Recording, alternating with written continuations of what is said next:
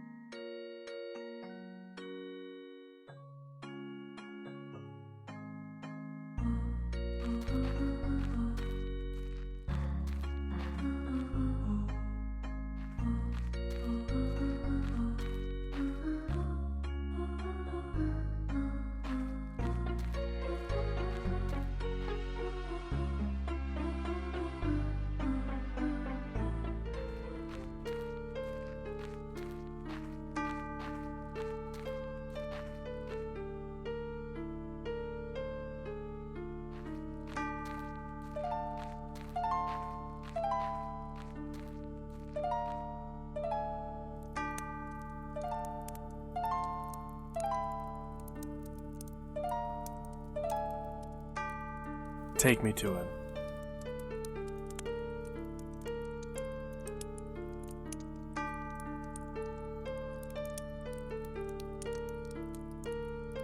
I need to see the contract, Yama. Do you really think they'll let you get away with it? I have to know if it's possible. Previously on One Level at a Time. It was never a hard requirement of the series to level my skills straight down the skills page. You could do it. You know I would never stop you. Fine, Yama. I accept. Excellent. Of course, when you wake up, you won't remember any of this. I don't care. Just show me how to do it. Very well.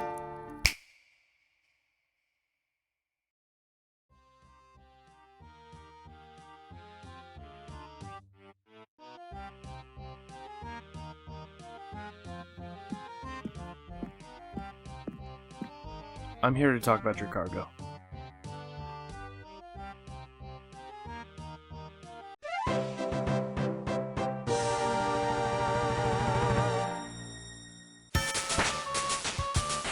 Pandemonium and level 6 sailing complete. So, let's talk about the elephant in the room and where we're going from here. I've had people across all 3 of the previous episodes make a certain suggestion about how I could handle questing experience, giving me level ups, while remaining within the restrictions of this account. I'll use sailing and the Pandemonium quest as my example here. I've said multiple times that the order of leveling my skills is a personal choice, but is not a hard restriction. If I really wanted to, I could just randomly bounce around the skills page so long as everything gets leveled equally. I ended off the last episode with all my skills at level 5, aside from sailing, which was at level 4. This is a time where going out of order is my only choice to move forward. And frankly, I got very lucky on top of that, because my margin was only 40 experience.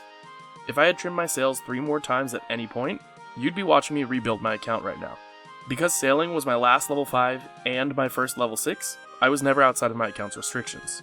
I do want to stick to leveling in order though, so since we're starting with sailing this level, we'll make farming our next skill. And there's level 6. Also, I'm pretty sure this commenter might be living in my walls because they suggested I do this exact plan right before I finish filming this episode. And there's level 6 woodcutting. And with these level 6 skills, I can finally start getting some unlocks with steel equipment. And right after, level 6 fire making too. I said way back in episode 1 about how shops were going to be very important for me, and this one is a great example. I have to level cooking right now, and while I do have a few shrimps left over in the bank, Hitting level 5 unlocked me being able to cook herring, and this shop at Port Piscarilius just sells an insane amount of all sorts of raw fish ready to cook. So I'm going to stock up on a few inventories while I'm here.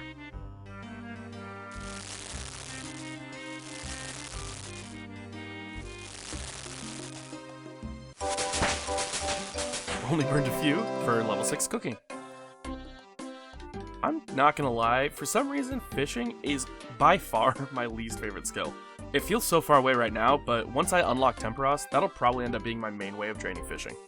But for now, that'll be level 6 fishing.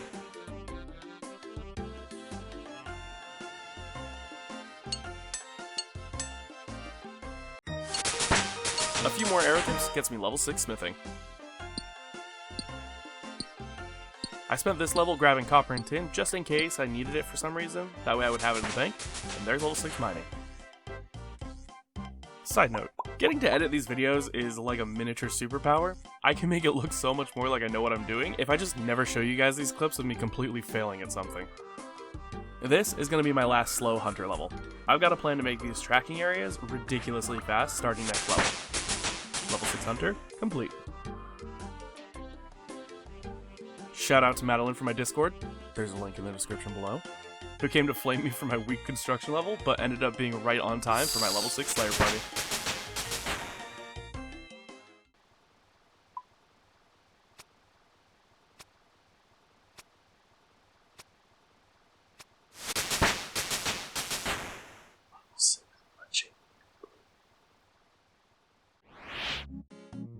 Do you think they knew when they made this animation?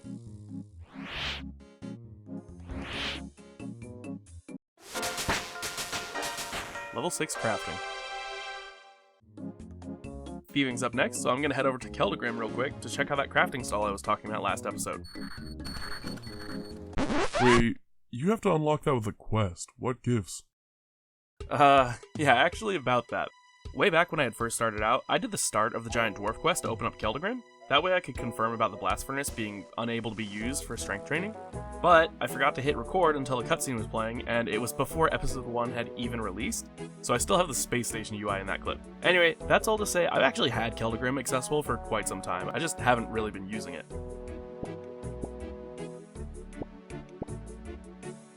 And just a few thefts later, there's level 6 thieving. So I have a few guam leaves from the outlaws that I've been killing, so let's make our first potions.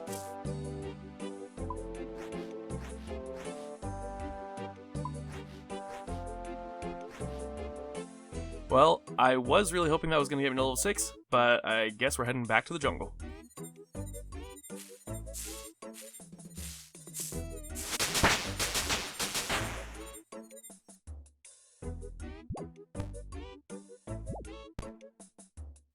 Really, 4 experience away? That's okay, I wanted an excuse to use a shortcut I unlocked last level anyway. Why does this only give experience when you go from west to east? Anyway, that's level 6 agility.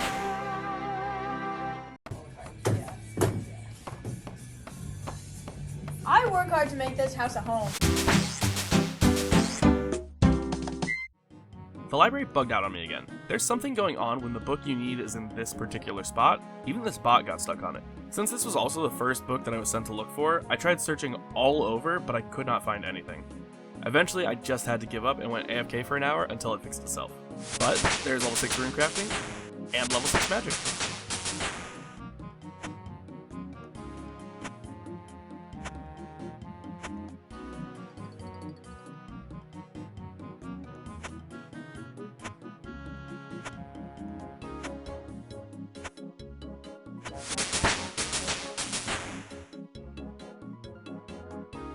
I was only 6 or 7 XP short of leveling for range, so I came over to Outlaws, and to put it in perspective how long this actually takes, here's that 6 or 7 XP sped up 30 times faster.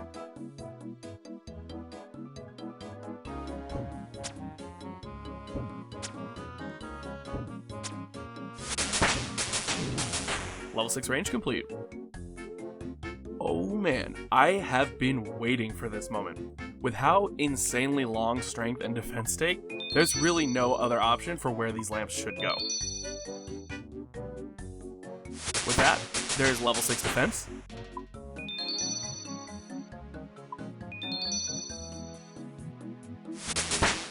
Level 6 strength.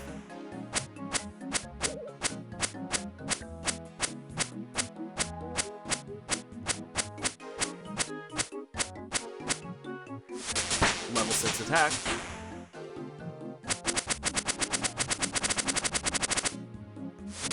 Level 7 attack.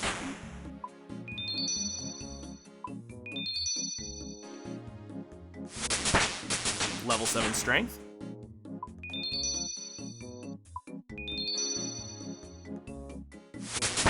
And level 7 defense. That may have been the most satisfying 3 minutes I've ever done in this game. So now that I'm getting into level 7 skills, this is the point where quest rewards are going to start playing a bigger role in how I level up. With things like Cook's Assistant and X Marks the Spot rapidly approaching, I want to knock out as many of the completely experience-free quests as I can before we get there. And I'm going to be starting with a quest I always forget even exists.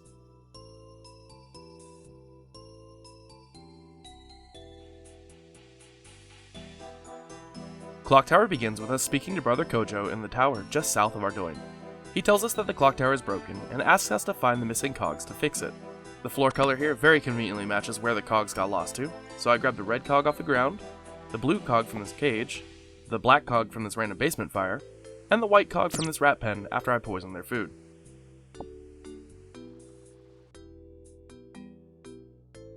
After putting them all back in their place, I talked to Brother Kojo again for quest complete.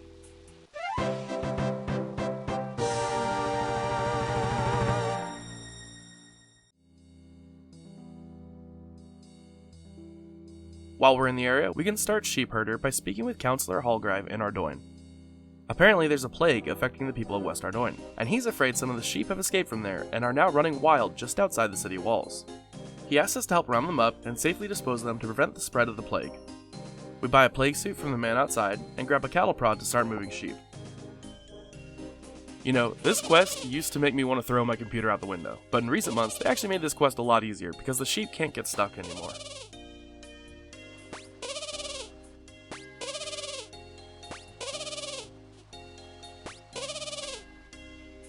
Once all 4 sheep are quarantined in the pen, we poison them and burn the remains, keeping Ardoin safe.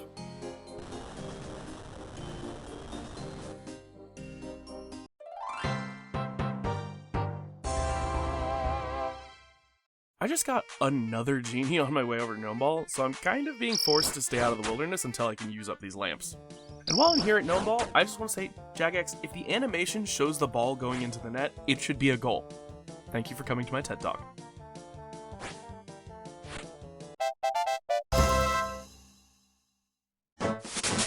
There's level 7 range.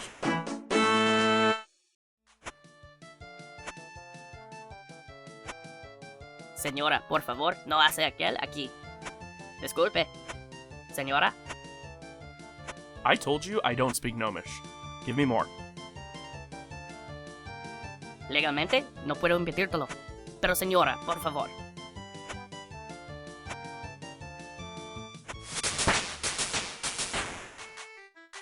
I'm done with these.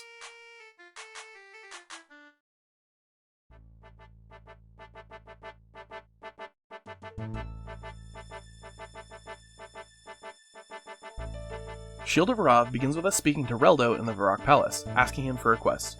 He tells us to look for a book about the Shield of Arrav, and after reading it, we find out that the shield was apparently stolen, and is now in the possession of either the Phoenix Gang or the Blackarm Gang. This quest, notably, will require another player to help you complete it. So, my friend Jacko is here to help get this quest done with me. He's also doing an equal level account just like mine, and his videos are fantastic. Go check him out. Both of us forgot that this quest actually has some combat involved, and we happen to pick the perfect gangs to side with for how much spare experience we each had available.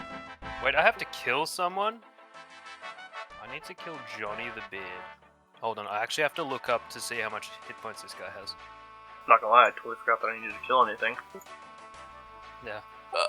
Probably should have planned for that. Oh no, he's got 20 hit points. I go speak with Charlie the Tramp, and he lets it slip that the Black Arm headquarters is just down this alley. Speaking with their leader, Katrine, she wants some proof that I can be of use to the gang before I join, and tells me to bring her 2 crossbows from their rivals, the Phoenix Gang. I need to get the weapon store key from Jacko, so let's see how he's getting on while I was talking with Katrine.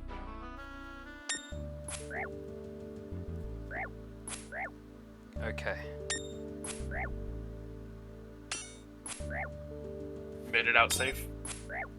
Yep, with 7 XP remaining. Excellent.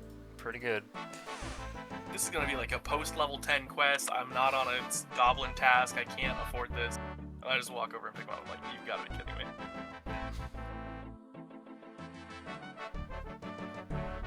I'm actually using the quest list that you sent me. Don't add that bit to the video, by the way. I mean, I'm so pressed to not do it now. Alright, so here's the weapon store key. Excellent. With the key from Jacko in hand, I can head upstairs and fight the Weapon Master. I double checked before this fight, and I do have the XP budget for it, but it's going to bring me critically low on remaining experience.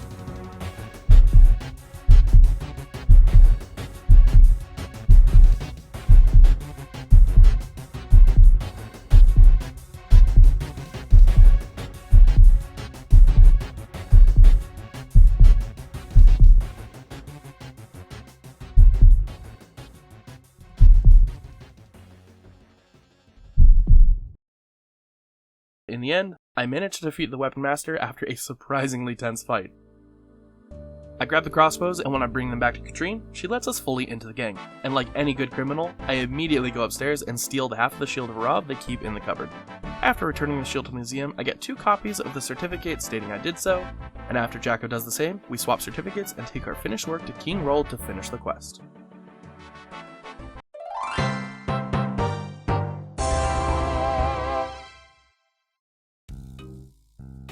I very nearly forgot to start recording with this one, but there's level 7 magic.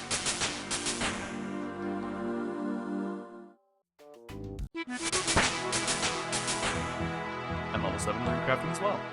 Magic in particular has a very exciting unlock this level. I think it's time to build ourselves a new kitchen.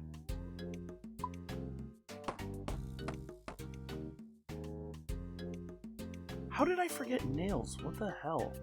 Alright, I am back with the nails. And that's level 7 construction.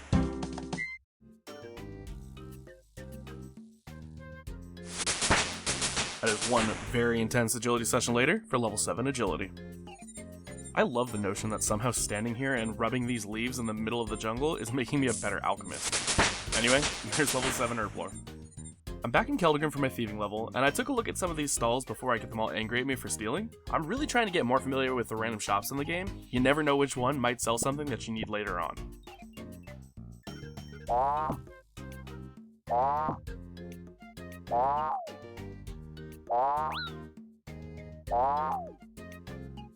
We're not gonna talk about what just happened there.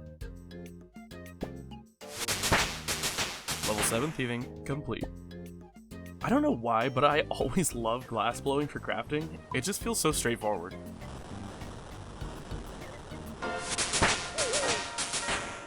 And level 7 is finished.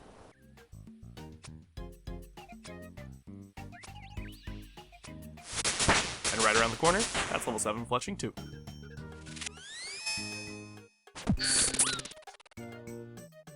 I'm not entirely sure why, but sometimes the venom only ticks once, and I end up just sitting here for way too long before I realize I need to go reapply it. Level 7 Slayer complete.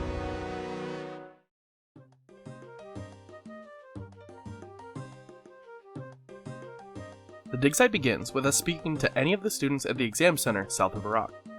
After wandering into the school, we decide to become a student, but we need the seal of approval from Curator Haig in the Varrock Museum. He says he'll give the seal of approval because our help with the Romeo and Juliet situation, and then we return to the exam center where we promptly fail the exam. The examiner suggests we speak with other students for help, but that's as far as we'll be going with this quest for now. The panning instructor wants a cup of tea for us to be able to use the panning station, so I head back to town and grab him one.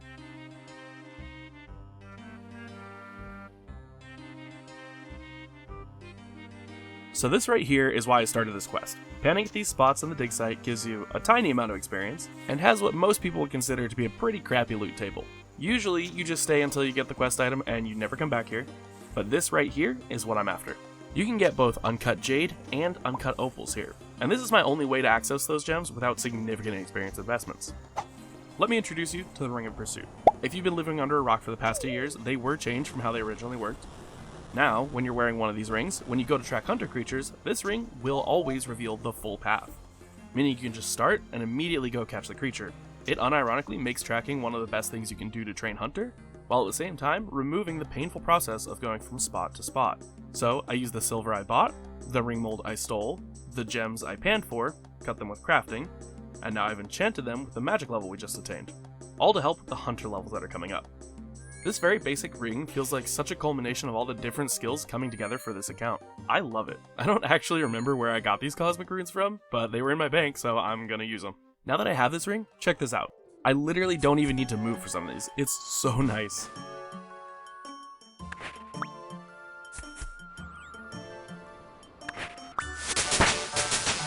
And there's level 7 hunter. I'll probably end up spending a few levels panning here to get a little stockpile of gems, so that's level 7 mining. A quick break for smithing. And right back here for level 7 fishing as well.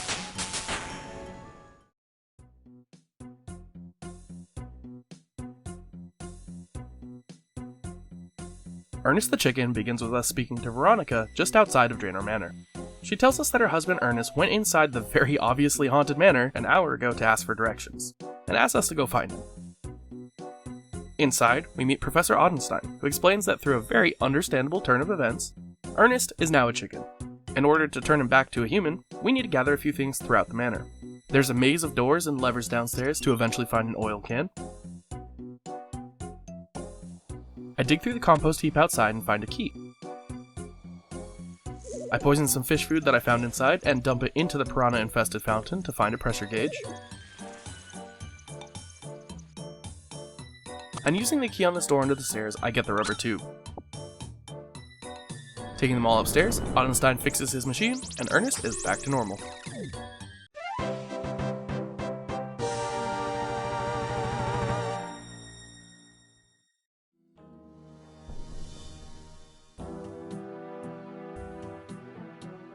Black Knight's fortress begins with us speaking to Ceramic Vars in Falador. He tells us that the nearby Black Knights are developing a secret super weapon. Being literal white knights, they can't be seen doing anything shady, so he asks us to infiltrate the Black Knight's fortress and do what we can to destroy this supposed secret weapon. I throw on my bronze med helm and an iron chain body and they let me right in the door. It's a good thing these guys have the eyesight of a mole. I get absolutely clapped on my way through the fortress and only have these cabbages for food, so I sit here for 10 minutes to regen some health before moving on. I listen at this grate and find out that cabbages from anywhere other than Draenor Manor will ruin the secret potion they've been making. So I dump my last one into their cauldron before returning to Falador for 3 sweet quest points.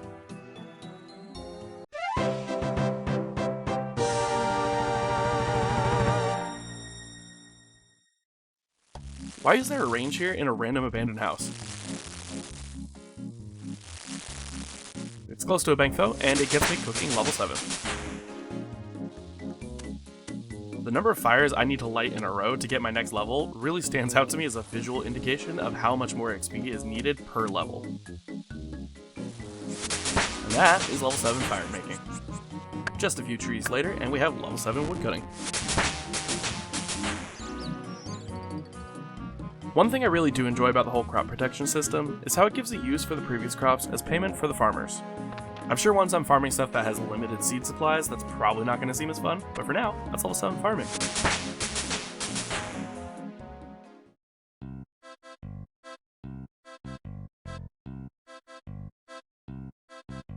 Pirate's Treasure begins with us speaking to Redbeard Frank at the Port Sarim pub. He asks us for something simple, some Karamja rum. The only problem is that it's illegal to import it, and the customs agents keep a close eye on anyone leaving Karamja. We head over to Karamja and buy a rum for the bartender, but now we need to smuggle it out. Speaking to Luthus, he gives us a job picking bananas, and we throw the rum into the crate of bananas and head back to Port Sarim. The owner of the food store here in town is looking for help, and since we came prepared with our apron in hand, hires us on the spot and tells us to go sweep the back room. I grab the rum and a banana for good measure, and head back to Redbeard Frank. As thanks for the rum, he tells us the location of the treasure of One-Eye Hector, which is apparently in the Blue Moon Inn in Varrock. Once we get there though, it turns out there's a note in the chest telling us to dig in the Falador Park for the real treasure. Okay, so I know when I do this, it's gonna spawn a gardener to attack me, but I'm hoping I can just run away and not actually have to kill this guy for the quest, because I really don't want to spend the hit points on this.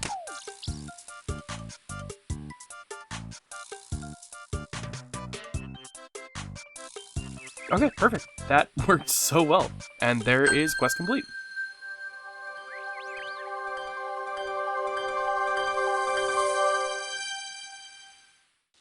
So now that I actually have the full skill unlocked, I need to talk to Charles down here to get the spyglass for charting a lot of the locations that are going to be coming up in sailing.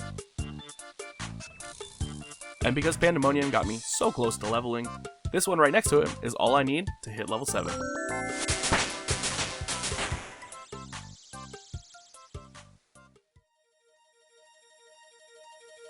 So that's where we're going to be wrapping it up for this episode. This episode took way longer than I wanted it to, just due to a very busy month.